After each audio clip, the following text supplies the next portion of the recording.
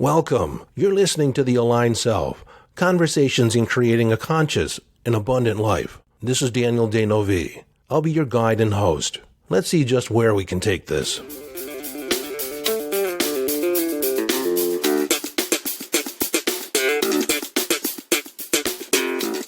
Hello, friend, and welcome into part 2 on this series, or this episode on mastering your emotions and resetting your vibrational set point. We're going to talk more about set point in this episode. And if you haven't listened to the previous episode where I talk about mastering your emotions or mastering your vibration, I suggest you go back and listen to that first. It may give you some context for this episode. Now, as I was queuing this up, I did get a thought popped in my head. It's got to be my intuition to address or talk about toxic positivity. Now, this has been something that has come up in the vernacular, in pop psychology, on TikTok, and all these different people that talk about toxic positivity. It's a two-sided sword. One is, how do you address other people? If somebody else talks about or has a complaint, has a problem, do you just say, like, raise your vibration, or it'll all go away and it's all in your perspective, it's not that bad? That is not necessarily addressing or accepting the other person. It's not giving them the latitude or the compassion that they're asking for. So you don't want to do that. That's toxic to your relationship. And oftentimes people do that when they're not present to or can't be present to their own pain. We have emotions that are less than desirable or less than comfortable, less than, they just don't feel good. And I've addressed this before. My particular stance, my particular point of view is that every emotion needs to be acknowledged. It's coming up for a reason. Typically from a perspective that we've adopted, from a way that we're looking at it, or we're talking about it in our head, the position we choose to relate to, or how we choose to relate to a situation, we end up feeling something. So in acknowledging that feeling, we're now acknowledging an aspect of ourselves, or a subpersonality aspect of the whole. We're not disowning it. When we don't acknowledge another person's pain, or we don't acknowledge our own pain, our own mucky-muck feelings, then we are disowning a part of ourselves. We're basically saying, you're not valuable enough to give attention to. That is unconditional. Remember when I said that the way we evolve our vibration, to raise our vibration, is to direct, reflect unconditional love on, many times, the undesirable aspects of ourself. Or the way most people talk about it, or some people talk about it, as the shadow self.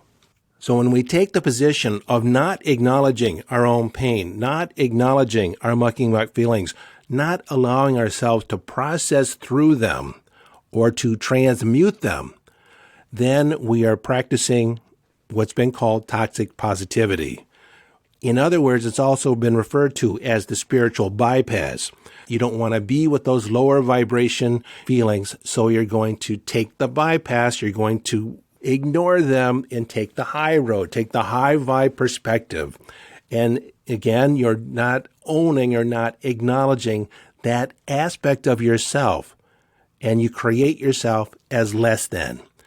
If you have the feeling like you're not enough, you're less than, it's because of your own perspective, your own unwillingness to accept all parts of you. Oh, is that heavy? Again, you're responsible for how you feel, for your vibration. Not to say that you won't be impacted by outside events, but when you are, you acknowledge it, you accept it, you did the best you can with the resources you have. Next time, you can do something different. You see, you can never coulda, shoulda done anything other than the way you did it, because if you could have, you would have. If you could have took a more benevolent approach, if you could have taken a more esteemed behavior and put it into practice, you would have. Now, I know some of you say, well, I knew I was doing wrong when I did it. But there was an aspect of yourself that you couldn't stop. That's the aspect that needs to be addressed. That's the aspect that needs to be addressed with love, because that aspect is obviously a little more powerful than your reasoning, a little bit more powerful than your wanting to do the right thing. I once had a client who habitually cheated on her husband. She didn't want to. She didn't value that. She valued monogamy. She valued her promise to her husband. Yet she said she couldn't help herself. Even though she felt she was doing wrong, she knew she was doing wrong or doing the thing that she wasn't supposed to when she was doing it. For some reason, she couldn't help herself.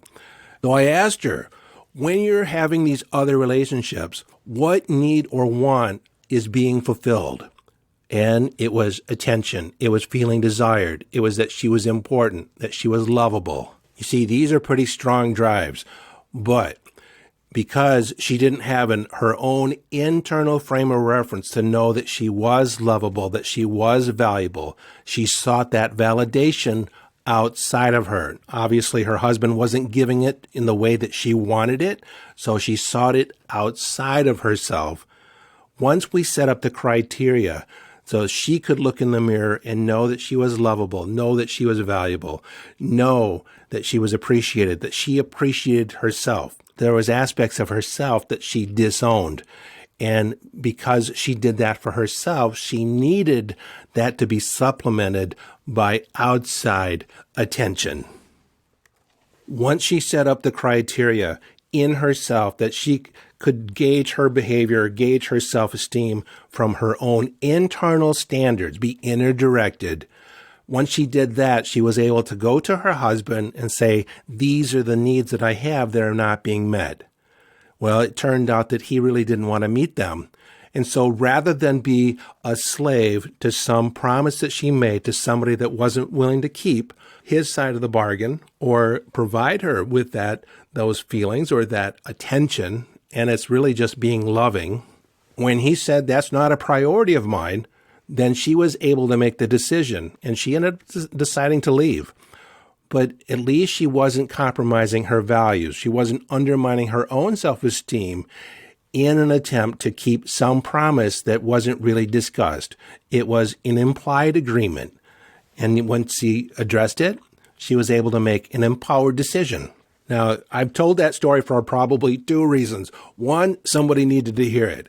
And two, it's the idea that all our behavior is benevolent in nature. We just don't do things to be or self-sabotage. It serves us on some level. So when we can acknowledge it and we address the underlying need, the underlying want, and figure out a way that we can provide that for ourselves or in a different way, then that behavior typically goes away. So, since I addressed toxic positivity and just acknowledging your feelings again, let's talk about your vibrational set point. When you wake up in the morning, how do you know how to feel about yourself, how to feel about the day? Is it just show up? Do you make decisions around it? Do you decide that today you're going to have a great day? Or you just kind of let things unfold the way they unfold? How you typically feel day in, day out. Not to say that you're not going to have highs and you're not going to have lows, but when things kind of balance out, that is your emotional set point. That is your vibrational set point. That's where you resonate on a day in, day out basis. It's the consistent feeling that you have. That typically has been trained by you, accepted by you. In the last episode, I talked about us being a psychic soma being. We're both animal and mind. The soma, the aspect of our body, is the animal aspect. It has its own drives, its own needs. And then we have our psychic aspect, our spiritual aspect. We are both spirit and animal in the same entity. And when push comes to shove, the animal overrules the spirit. In fact, there's a well-known Bible quote that addresses this. It's the spirit is willing, but the flesh is weak. So as we move forward, I want you to peg this idea or pin this idea on the board that we'll address later. And that is that we need to address the animal first in order for it to be on board for the rest of us.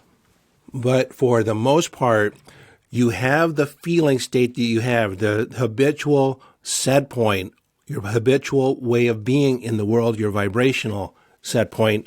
You have it in place because you have not been, by and large, responsible for your thoughts and your actions. You have been more reactive in the world, reactive in your life, than generative or proactive. One way to illustrate this is how people tend to fall in love.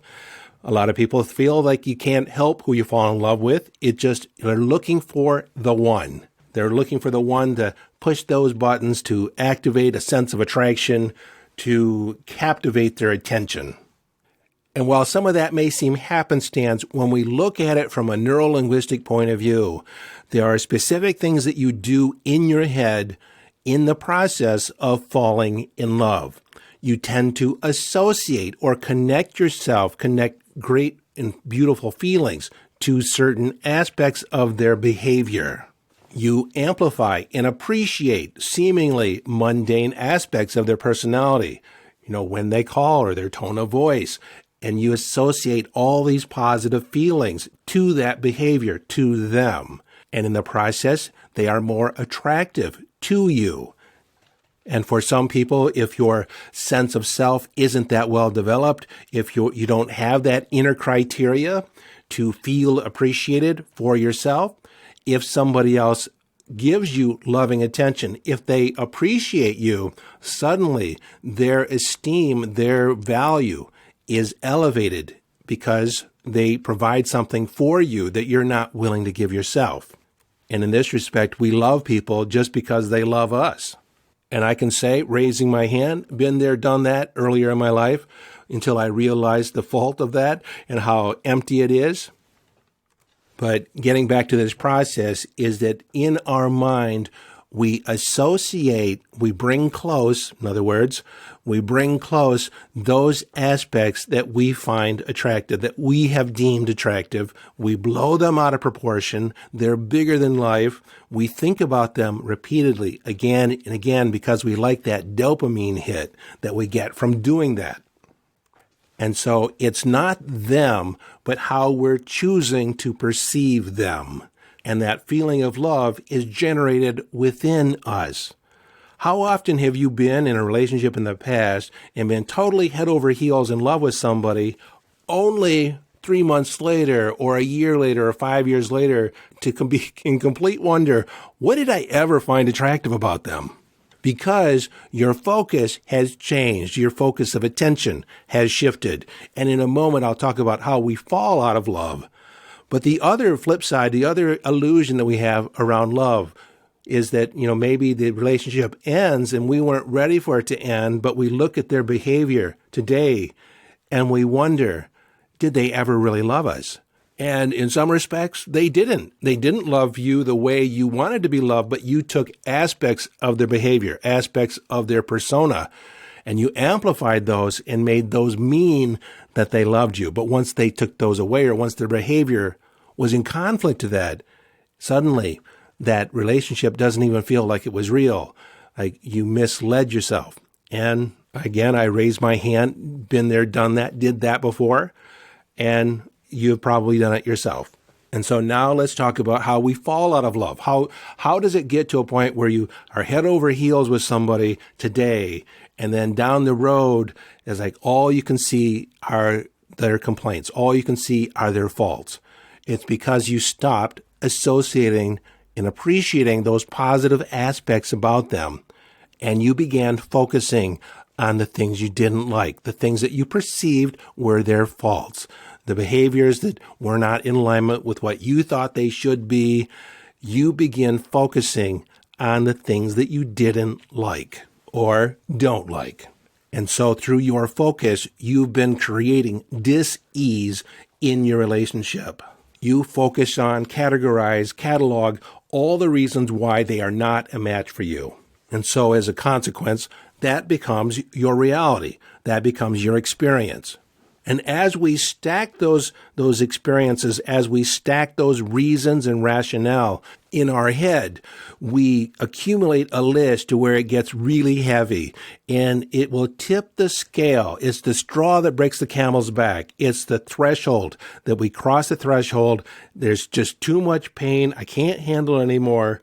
And the thing is, it's been all in your accounting. It's been all in your perception that has created where the scales have tipped. You're not going to take it anymore. You've reached a point of no return. And typically that's when people end it. It's when they stop caring, they stop moving forward in that relationship. So the reason I brought this up on how we fall in love and how we fall out of love is to put the locus of control in your hands. That feeling of falling in love and falling out of love has been based on what you've chosen to focus on. And sometimes their behavior really doesn't match the way you want it to, but again, that's you noticing the things that you don't want in your life. But it is incumbent upon you, if you've entered into an agreement with someone, to recognize, do I feel about this person based on the things I've chosen to look at? And am I looking at it through accurate eyes? And if I was to amplify and appreciate the positive aspects of this person, would it offset the faults that are there, the faults that I seem to be seeing, or the only faults that I can look at? Again, this is your ability to use your self-reflexive consciousness to determine, are you dealing with the reality? Are your perceptions accurate? Is this a possibility for you, or is it just in the way you're looking at things? So I suggest to you this process of falling in and out of love. How are you doing that in your day-to-day life? Is it possible for you to fall in love with life? If you were to think about it a particular way, or think about it in a different way, if you were to be appreciative of different aspects of your life that perhaps you've taken for granted, are you focusing on just the downside, the lack, the insufficiency? This is where you can bring self-awareness in just by looking at how this translates. So let me tie this back again to psychic soma being. Psychic meaning mind.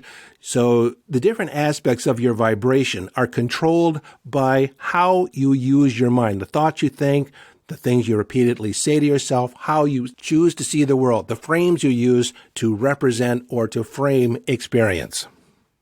And then on the somatic side of this vibrational equation is how you use your body. Do you exercise? Do you get enough activity? Are you stimulated? Are you touched enough? Do you touch yourself enough? Do you nurture yourself?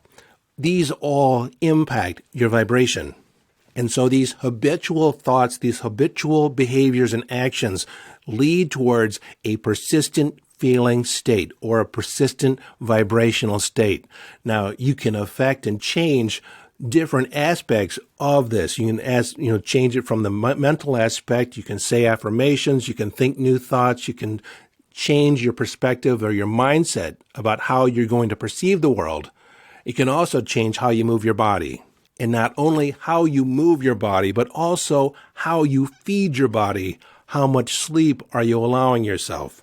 So on the mental side, what we choose to pay attention to becomes the filter by which we begin to perceive the world. One of the first episodes I did in the Aligned Self is your internal GPS, and that is the reticular activating system. It is a network of systems in the brain when conditioned by a set of criteria, programmed by a set of criteria, sometimes from your childhood, sometimes just by conscious choice. You tend to filter your experience to filter out and filter in certain stimuli. So meaning that there's certain things you'll pay attention to and certain things you won't based on your focus. How this works, and we've all experienced, is that there's so many stimuli out there that your brain, your subconscious mind, will filter out things that it considers non-essential. Again, that is given by our programming. If you're looking for a new car and you decide on a particular make and model because you think that, there's not that many of them out there, but once you focus on them, once it becomes in your awareness, maybe you even buy it, you begin seeing that make and model, and sometimes that very color of car on virtually every street corner. They were always there. They have always been there, but they just weren't on your radar before this. This also explains that when you begin focusing on the negative attributes and faults of a loved one, of a person, that becomes the only thing that you can see because your reticular activating system begins filtering every aspect of their behavior for only the things you think fit your paradigm. This is also referred to as the confirmation bias. These are the neurological things that are going on in our brain. This aspect is also why I ask you and have implored upon you in the past, whenever there's a disappointing event that takes place, that you ask the question, what does this now make possible? How does this serve me? That begins orienting your mind to looking for how does this serve me? And you start coming up with reasons and rationales why it serves you. If you take on the belief, and this is like we can believe anything we want. If we're going to choose the belief that the world, the universe is always working on our behalf, everything's working out for us, you begin taking a look at everything that happens and asking yourself the question, how does this serve me? And you start changing and shifting your perception. You start changing in perception, raising your vibration, because you're now reacting in an empowered way in your environment. Through affirmations, you can begin repeating things that you want to believe. And even if you don't believe them yet, if you keep saying them over and over and over again, like these questions, repeating, and there's ways to implement and integrate this into your brain even faster. But if you just make a practice of saying good things to yourself, you begin to shift your experience of life because you've shifted your perspective and the circumstances that show up for you.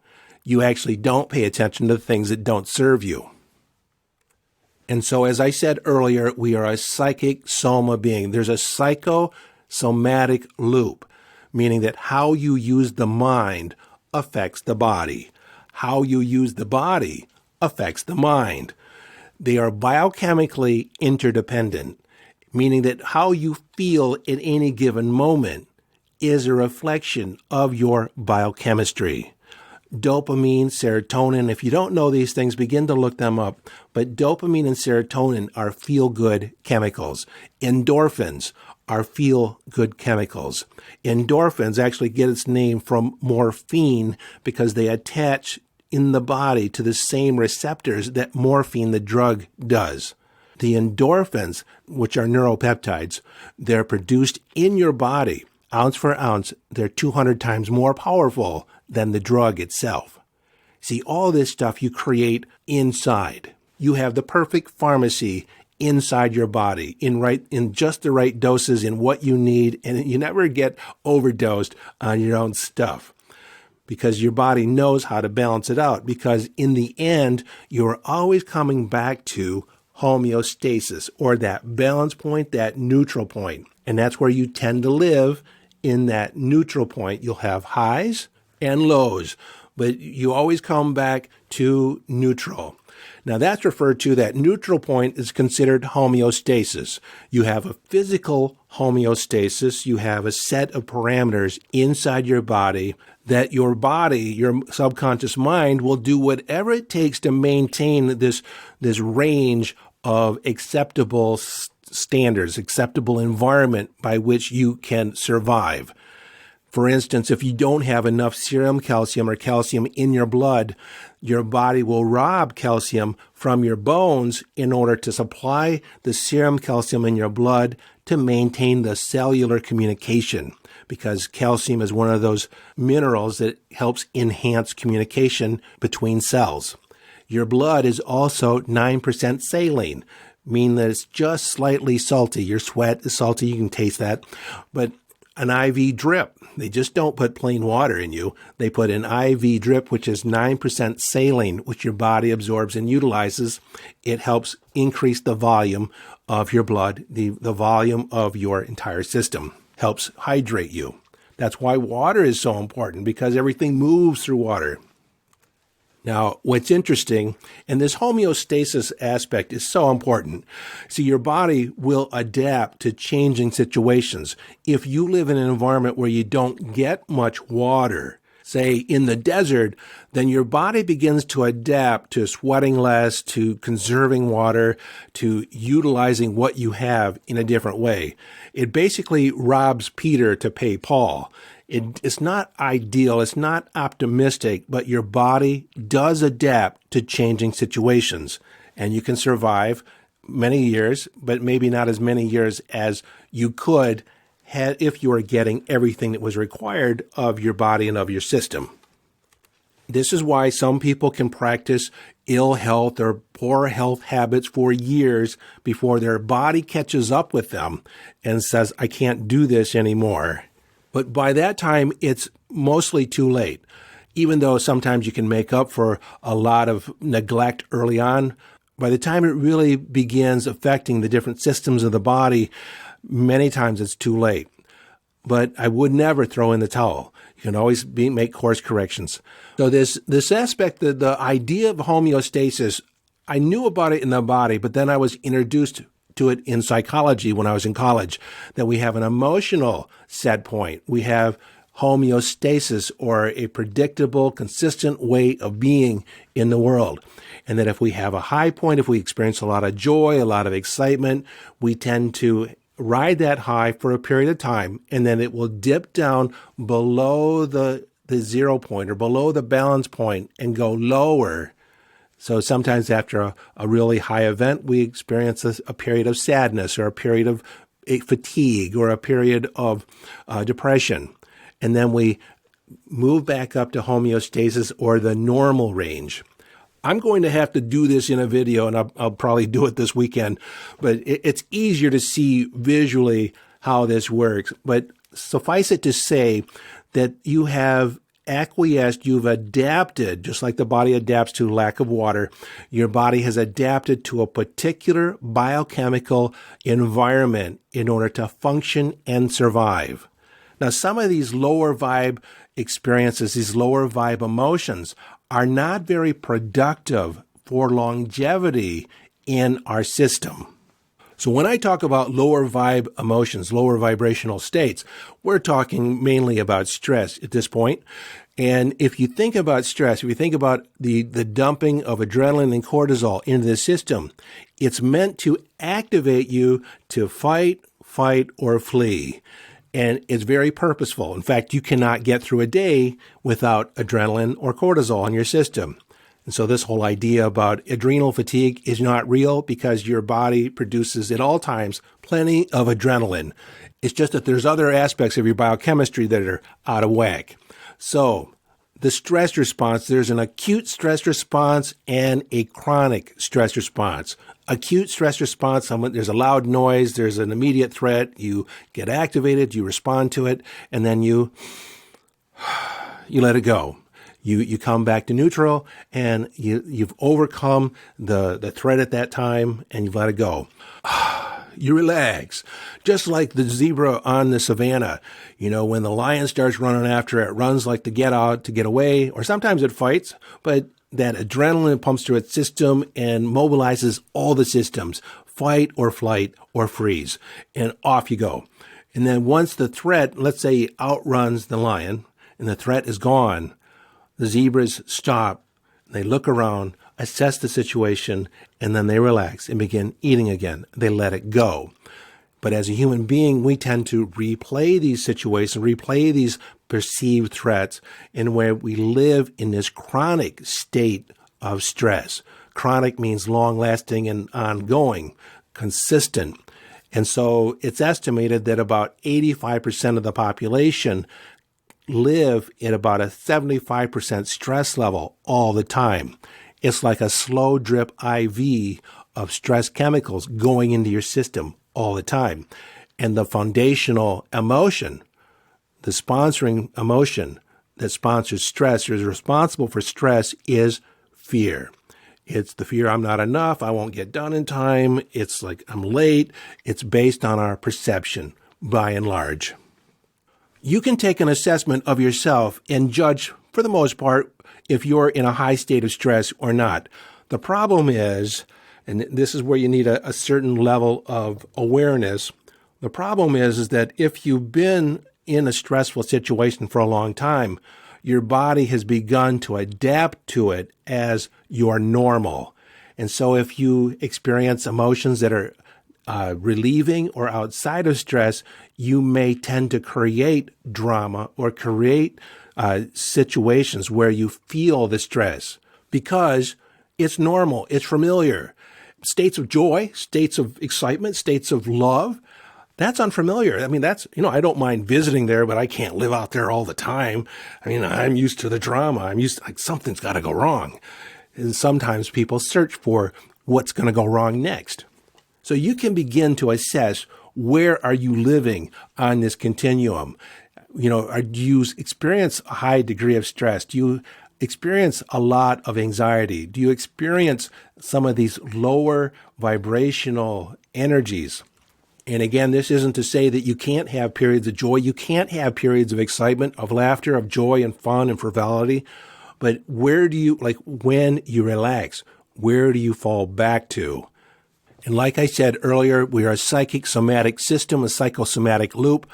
What manifests in the body, these biochemical emotions in the body, affects the mind. So you can only think certain thoughts that are in alignment with that biochemical state or that feeling state or your vibrational state.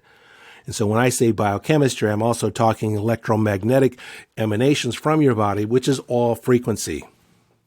So hopefully I've conveyed at this point that it's a complex system. There's a lot of different things going on from different directions that kind of all coalesce in the middle, and then you have this predominant feeling state that is your set point.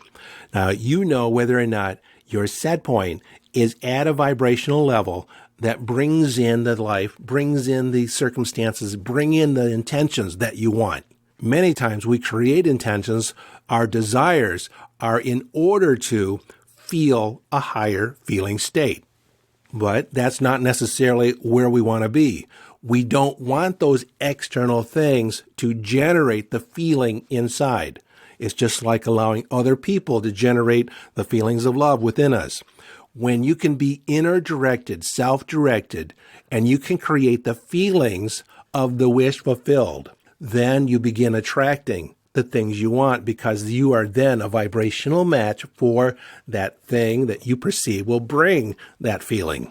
So you have this vibrational set point that you've adapted to, that you've trained yourself to be in. How do you change it? Well, it's a little rough at first. It's a little uncomfortable at first, but it's not that uncomfortable. It's just not familiar. And this is where the old adage comes into play. If you always do what you've always done, you'll always get what you've always gotten. So in order to get a new result, to vibrate at a new level, you need to begin thinking different thoughts. You need to have different actions in place, different behaviors from day to day. So you can begin tweaking things here and there to up-level your vibrational state. And over time, you will re-educate your system. And like I said before in the last episode, in about 30 days, you could rewire, re-educate your nervous system to operate at a whole new level. In an episode next week, I will talk about at least 5 ways to shift and change your vibrational set point. But again, there's lots of different, it's a complex system, a lot of moving parts. And, I think anybody can shift their perspective, shift their body, shift their emotions if they're committed.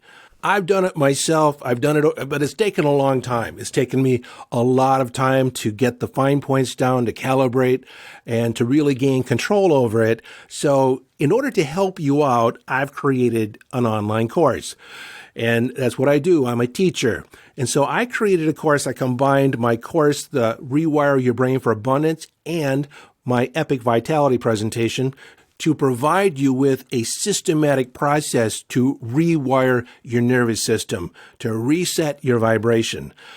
Your natural state could be joy and love all the time, or most of the time. If you have lows, it wouldn't take you very long to course correct, because your normal, your homeostasis, is at a level of joy. Remember when I said that we adapt to a certain set point as our familiar way of being, or our habitual way of being? It becomes our familiar, it becomes our normal.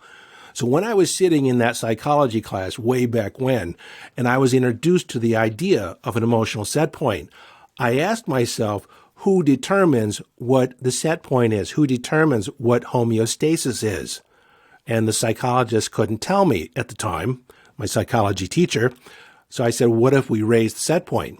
He says, well, theoretically, that's possible. So that's been my mission in my life, to raise my set point up to where, my normal is what other people's ecstatic states of joy are. My normal is that high. This is a personal thing, but on 3 different occasions, I was given ecstasy, which is supposed to give you all these feelings of love and compassion and empathy, just kind of melt your body. Well, on 3 different occasions, I've taken ecstasy. The other people, it totally shifted their chemistry, their biochemistry. Did nothing to me. I felt no different. That's because I was already vibrating at those higher states of love. I was already vibrating at that higher level. And so the ecstasy did nothing. It was ineffective. It was actually probably a lower vibration than what I was already at. But then again, I did not just happen here. I've conditioned myself. I've conditioned my nervous system. I have practices in place through neuro-linguistic programming, neuroplasticity, neuroscience, to actually rewire the body, rewire the brain.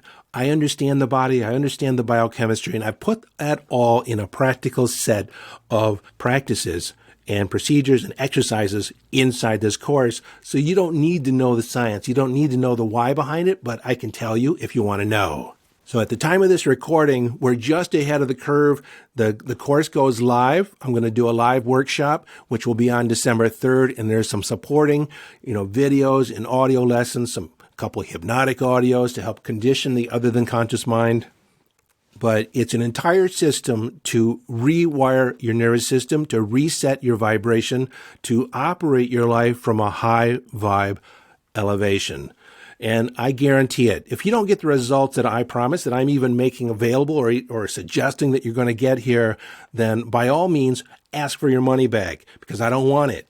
I know the value in it, and it's going to totally change your life. And hopefully my excitement is coming across, because it's one of the more exciting offerings I've done in quite a while, because I know how it will impact your life. It'll impact your ability to tap into your intuition.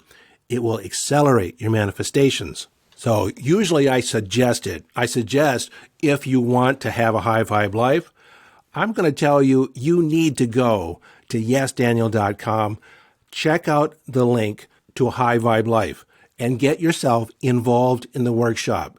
It's going to be the greatest investment that you make for your life. It's going to be the greatest investment you make for your well-being. I guarantee it.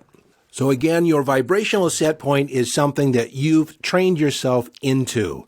You've acquiesced to responsibility for it in one way or another. You've adapted it. You've adopted it. It's a default way of being. If you're not living in alignment with your desires and your intentions, it's because you've been irresponsible for your vibration. I don't know how to put it any other way than that. But it's not to say that you can't pick up the reins and get the horse back on the road. So to rewire your brain, to rewire or reset your vibration is not difficult. It's rather easy or simple. Let's say it's simple. It's not necessarily easy, only because there's so many moving parts and there's so many things that you have in practice that get in the way. But once you clear those blocks, once you clear those things that are getting in the way, then your natural state of being is joy, love, fun, frivolity, satisfaction. So until next time, this is your friend and host, Daniel Denovi, urging you to follow your bliss. Live your life from inner signals. Be inner directed as you engage in the epic adventure.